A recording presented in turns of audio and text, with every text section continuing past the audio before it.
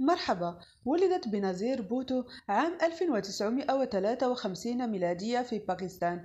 كان والدها ذو الفقار علي بوتو رئيسا لباكستان وأول رئيس وزراء شعبي منتخب في فترة السبعينات. درست العلوم السياسية والاقتصادية في جامعتي هارفارد بالولايات المتحدة وأكسفورد ببريطانيا. تزوجت عام 1987 من رجل الأعمال والنائب البرلماني آصف علي زرداري الذي يعتبر من بين 5 أغنى رجال في باكستان، ويشغل حاليا منصب رئيس الدولة، ولها منه 3 أبناء هم أصيفة وبختوار وبلاور الذي كان يشغل منصب وزير خارجية باكستان بين عامي 2022 و 2023 ميلادية.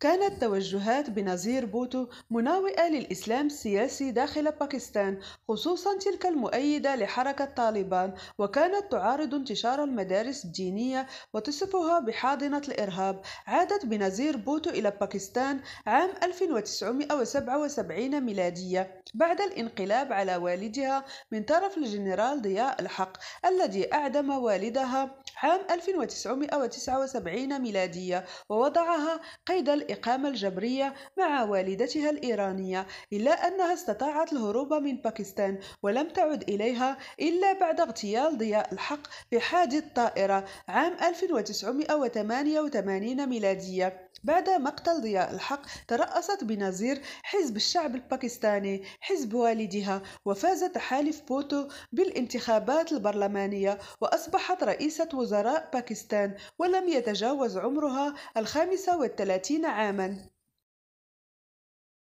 تعرضت حكومة بنظير بوتو لمعارضة شرسة، واتهمها معارضوها بسوء استغلال السلطة والنفوذ والفساد مع زوجها آصف زرداري في ظل تفاقم المشاكل الاقتصادية والاجتماعية في البلاد. وفي عام 1990 ميلادية عزلها الرئيس الباكستاني غلام خان من رئاسة الوزراء، وحكم على زوجها آصف زرداري بالسجن 3 سنوات بتهمة الفساد. كل هذا في ظل احتقان سياسي كبير في البلاد، لكنها استطاعت بعد 3 سنوات فقط العودة مرة أخرى إلى الحياة السياسية وبقوة، حيث فازت مرة أخرى في الانتخابات عام 1993 ميلادية وعينت مرة أخرى رئيسة الوزراء، لكنها لم تبقى طويلا في المنصب، حيث عزلها مرة أخرى الرئيس الباكستاني فاروق لغاري عام 1996 ميلادية